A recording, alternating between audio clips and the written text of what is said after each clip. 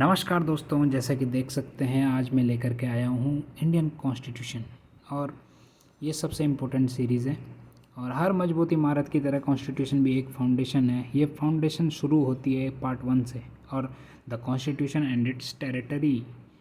बहुत लोग सोचते हैं कि इसमें सिर्फ स्टेट्स के नाम दिए गए हैं, लेकिन असल में इसी पार्ट से पता चलता है कि भारत क्या है, भारत की टेरिटरी क्या है, नए स्टेट्स कैसे बनते हैं, पार्लियामेंट के पास कितनी पावर है। अगर आपने पार्ट 1 अच्छे से समझ लिया तो फेडरलिज्म और सेंटर स्टेट रिलेशन का आधा सिलेबस लगभग क्लियर हो जाएगा। क्लियर। तो अच्छा, इससे पहले मैं एक और बात बताना चाहता हूँ कि हमने उपनिषद की सीरीज़ जो चालू करी थी, तो और वो दिखा देता हूँ। उपनिषद चल रहे थे हमारे, तो उपनिषद के बारे में, ये उपनिषद से हम सीधा कैसे जंप लिया कॉन्स्टिट्यूशन में। तो जिस तरह प्राचीन भारत में उपनिषद मानव जीवन के गहरे प्रश्नों का मार्गदर्शन करते थे, और अभी भी करते हैं और आगे भी करते रहेंगे हमेशा, उसी तरह आधुनिक भारत में कॉन्स्टिट्यूशन हमारे लोकतांत्रिक और सामाजिक जीवन का मार्गदर्शन करता है। तो दोनों का क्षेत्र अलग है, लेकिन दोनों का उद्देश्य व्यवस्था और बेहतर जीवन की दिशा देना है। ठीक है। तो और इसलिए यह कहना कि कॉन्स्टिट्यूशन भी एक उपनिषद है, मतलब कह सकते हैं उपनिषद है, लेकिन कई लोग इसका बुरा मान जाएंगे क्योंकि दोनों की प्रकृति और उद्देश्य अलग हैं।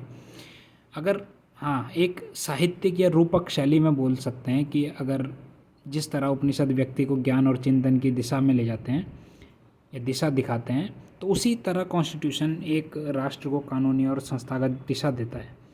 और उपनिषद आपका इनर लाइफ को गाइड करता है और कॉन्स्टिट्यूशन पब्लिक लाइफ को। अच्छा, दोनों चीज़ बहुत ज़्यादा इंपॉर्टेंट है। कॉन्स्टिट्यूशन वाले कहते हैं कि हम तो सिर्फ कॉन्स्टिट्यूशन को ही मानेंगे, इसके अलावा कुछ धर्म ग्रंथ हम कुछ नहीं मानते, लेकिन मैं बोलना चाहूँगा इनर लाइफ को नहीं जान पाओगे। अगर ये नहीं, तो इसका भी होने से कुछ फ़ायदा नहीं बनेगा। ठीक है। तो ऊंचा धर्म ग्रंथ की ओर आओगे तो सब समझ जाओगे। ठीक है। तो अब हम आगे बढ़ते हैं। ठीक है, शुरुआत करते हैं जहाँ पर ये समझ गए होंगे जो जो बताया। अब हम बात करेंगे name and territory of the union. जैसे यहाँ पर देख सकते हैं, name and territory of the union क्या कह रहा है ये। पहला आर्टिकल 1। और इंडिया को यूनियन ऑफ स्टेट्स क्यों कहा गया है, आर्टिकल 1 इस प्रकार से समझेंगे हम। ठीक है, इंडिया को यूनियन ऑफ स्टेट्स क्यों कहा गया है। तो India that is Bharat shall be a union of states. ये क्या कह रहा है, India that is Bharat shall be union of states. Meaning कि जो कॉन्स्टिट्यूएंट असेंबली में इस बात पर बहुत डिबेट हुई थी उस समय पर। कुछ मेंबर्स सिर्फ भारत नाम रखना चाहते थे, कुछ मेंबर्स कह रहे थे इंडिया रखो। तो इनके बीच मतभेद रहा इस बात पर, लेकिन फाइनल डिसीजन हुआ कि इंडिया डैट इज़ भारत, मतलब दोनों नाम कॉन्स्टिट्यूशन ने अपने हिसाब से एक प्रकार से, मतलब कॉन्स्टिट्यूशन के हिसाब से इक्वली वैलिड हो गए। तो उस समय से हम इसको मानते हैं कि इंडिया डैट इज़ भारत। ठीक है। अच्छा, ये क्या है यूनियन ऑफ स्टेट्स, ये लिखा हुआ है union of states. Union of states मतलब क्या, मतलब कि ये सबसे इम्पोर्टेंट पॉइंट है, ध्यान रखना। बी आर अम्बेडकर जी ने 2 मेन रीज़न दिए थे, ऐसे तो रीज़न बहुत हैं। इंडिया स्टेट्स के एग्रीमेंट से नहीं बना है, पहले तो ये जानेंगे हम। एग्ज़ाम्पल, अगर यूएसए में पहले क्या था कि उस समय अलग अलग स्टेट्स थे, तो उन्होंने मिलकर एक फेडरेशन बनाई, तब जाकर उसका नाम वो यूएसए हुआ। ठीक है, यूनाइटेड स्टेट ऑफ अमेरिका। ठीक है। तो अब लेकिन इंडिया में क्या था, पहले से एक कंट्री थी, स्टेट्स ने मिलकर इंडिया क्रिएट नहीं किया था कभी भी। वहाँ पर क्या था, स्टेट ने मिलकर एक प्रकार से यूएसए क्रिएट किया था, इसलिए कॉन्स्टिट्यूशन ने यूनियन वर्ड यूज़ किया यहाँ पर। ठीक है। तो अब आगे देखते हैं आगे क्या है। अच्छा, एक और रीज़न हो सकता है कि जैसे कोई भी स्टेट इंडिया से अलग नहीं हो सकता यहाँ, मतलब जैसे कई सुना होगा कि भाई ये अलग स्टेट है, ये अलग स्टेट की कंट्री की डिमांड कर रहे हैं, जैसे खालिस्तान सुना होगा कई बार। तो ये साउथ कहते हैं कि हम अलग कर देंगे, तो ये चीज़ अलग नहीं हो सकता। कॉन्स्टिट्यूशन किसी स्टेट को राइट टू सिसीड नहीं देता है, मतलब एक प्रकार से अधिकार नहीं देता है तोड़ने का, अलग होने का। तो इसलिए एक फेमस लाइन हमेशा याद रखना कि India is an इंडेस्ट्रक्टिबल union of destructible states. ठीक है, मतलब यूनियन जो कि इंडिया कभी टूट नहीं सकता, लेकिन स्टेट बदल सकते हैं। जैसे जैसे आगे देखेंगे हम आर्टिकल 1, 2 सब क्लॉज। तो ये पढ़ेंगे हम, पहला समझ गए ना। तो 2 क्या है, the states and the territories thereof shall be as specified in the first schedule. अब ये क्या बोल रहा है कि स्टेट्स और उनकी बाउंड्रीज फर्स्ट शेड्यूल में दी गई है, मतलब अगर नया स्टेट बनेगा तो फर्स्ट शेड्यूल अपडेट होगी, ठीक है, समझ गए। और आर्टिकल ये क्या बोल रहा है 1 का सब क्लॉज 3, यहाँ पर क्या है कि इंडिया की टेरिटरी 3 पार्ट से मिलकर बनी है। कैसे, पहला स्टेट, दूसरा यूनियन टेरिटरी और तीसरा एक्वायर्ड टेरिटरीज। अच्छा ये क्या है एक्वायर्ड टेरिटरीज, ये तो समझ गए होंगे, स्टेट और यूनियन टेरिटरी। तीसरा है एक्वायर्ड टेरिटरीज, यानी जैसे गोवा 1961 याद होगा कि जिसको एक्वायर किया, फ्यूचर में इंडिया किसी टेरिटरी को लीगल तरीके से एक्वायर कर सकता है इसमें, तो वो ही चीज़ है लीगली, ठीक है। जैसे गोवा हुआ 1961 में, ये पुर्तगालियों से अलग करवाया हमने, छुड़वाया, उन्हें भगाया 1961, और सिक्किम का 1975 याद होगा, ठीक है। तो ये चीज़ समझा रहा है हमें एक्वायर्ड वाला। ये आई होप आपको पूरा समझ आ गया होगा ये क्या समझाना चाहता है। और इंडिया को काजी फेडरल क्यों बोलते हैं ये भी याद होना चाहिए, क्योंकि इंडिया में सेंटर और स्टेट्स दोनों की पावर है, लेकिन सेंटर ज़्यादा पावरफुल है। एग्जाम्पल जैसे समझो कि हमारे इसमें इमरजेंसी पावर्स होती हैं, ठीक है। पार्लियामेंट स्टेट्स की बाउंड्रीज एक प्रकार से बदल सकती हैं, सिंगल कॉन्स्टिट्यूशन है, सिंगल सिटीजनशिप है, तो इसलिए इंडिया एक प्रकार से प्योर फेडरल भी नहीं हो बोल सकते और प्योर यूनिटरी भी नहीं बोल सकते। उसको बोलते हैं कि quasi federal system with a strong centre, ठीक है। ये समझ के आर्टिकल 1 क्या है। अब आर्टिकल 2 पर आ जाते हैं हम, पूरा समझ आ गया होगा आर्टिकल 1। अब 2 की बात करते हैं। 2 यहाँ पर देख सकते हैं, ठीक है। 2 ये देखो यहाँ पर क्या कह रहा है 2, यहाँ पर रखता हूँ एक सेकेंड। अब ये देखो, admission on establishment of new states, ठीक है। अब पार्लियामेंट में by law admit into the union और establish new states on such term and condition as it thinks fit. अब ये क्या बोल रहा है यहाँ पर, ये समझेंगे हम, ठीक है।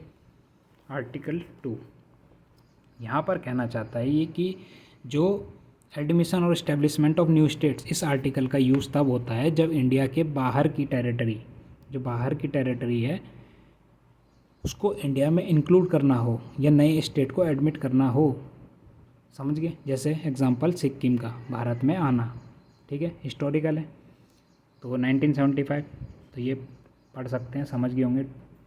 अब तीसरा देखो, तीसरा आर्टिकल क्या कह रहा है कि आर्टिकल 3 यहाँ पर देखो सबसे इम्पोर्टेंट क्या बता रहा है ये कि formation of new states and alteration, ठीक है, ऑफ एरियाज़। अब इसको समझेंगे हम, ये सबसे इम्पोर्टेंट पॉइंट है।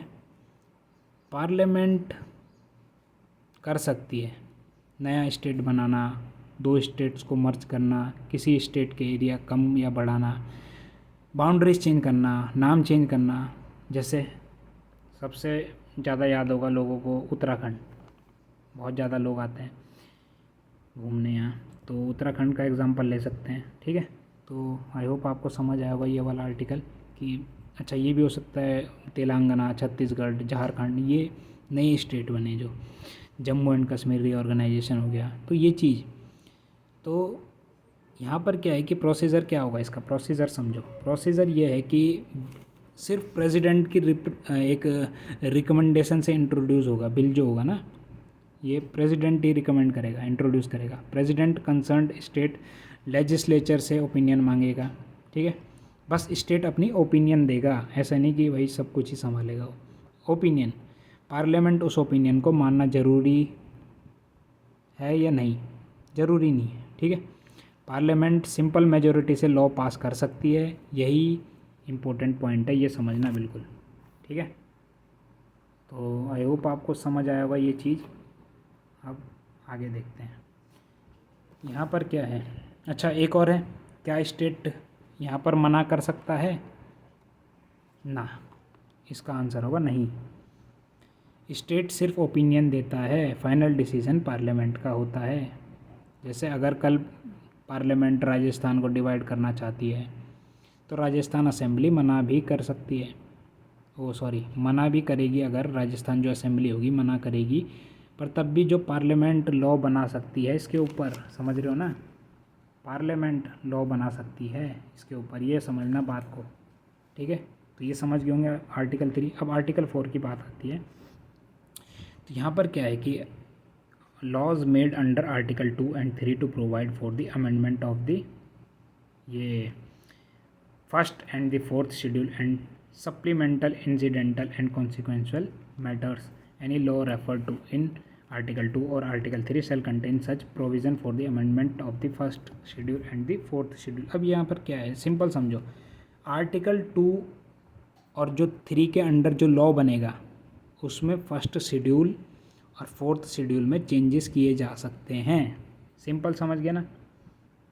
दोबारा सुनो, आर्टिकल 2 और 3 के अंडर जो भी लॉ बनेगा उसमें फर्स्ट शेड्यूल और फोर्थ शेड्यूल में चेंजेस किए जा सकते हैं। और सबसे इम्पोर्टेंट पॉइंट ये है कि कॉन्स्टिट्यूशनल अमेंडमेंट नहीं माना जाएगा, मतलब जो आर्टिकल 368 फॉलो नहीं होगा इसमें। सिंपल मेजॉरिटी बहुत है इसमें, ठीक है, काफ़ी है। तो ये चीज़ है, ये बहुत इंपॉर्टेंट है, समझना इसको, दोबारा रिपीट करके सुन लेना।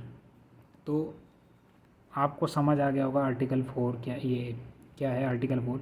अब ये भी है कि अगर नया राज्य बन गया, सवाल सिंपल है, अगर नया राज्य बना मान लो, तो कॉन्स्टिट्यूशन में राज्यों की सूची कौन बदलेगा, तो यही आर्टिकल 4 आता है। समझ गए।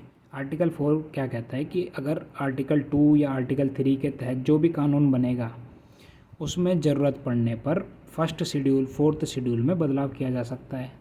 ठीक है, रिपीट कर दिया मैंने, समझ गए होंगे। आर्टिकल 4 कहता है कि ऐसा कानून कॉन्स्टिट्यूशनल अमेंडमेंट नहीं माना जाएगा। ठीक है, तो 368 की प्रक्रिया जो भी होगी लागू नहीं होगी।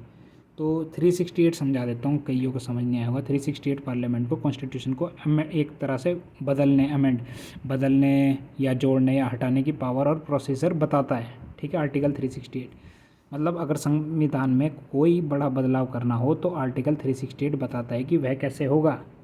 ठीक है, समझ गए बिल्कुल। तो ये चीज़ है, तो ये चीज़ है भाई, आपको समझ आया होगा पूरा ये जो पार्ट 1 है। ठीक है, तो ये है इसका पूरा रोल। और आज हमने पार्ट 1 कंप्लीट किया है। अब आपको समझ आ गया होगा कि कॉन्स्टिट्यूशन की शुरुआत सिर्फ नाम ही नाम नहीं है, भारत की कॉन्स्टिट्यूशनल आइडेंटिटी से होती है इसकी पूरा। तो पार्ट से पता चलता है कि जो भी भारत एक यूनियन ऑफ स्टेट्स है, नए स्टेट्स कैसे बनते हैं, पार्लियामेंट की टेरिटोरियल पावर्स क्या हैं, तो यही चीज़ है। ठीक है, आगे फिर सिटीजनशिप आएगा तो उसको देखेंगे बाद में। तो इसको समझ नहीं आया होगा तो दोबारा रिपीट करें। ठीक है, धन्यवाद।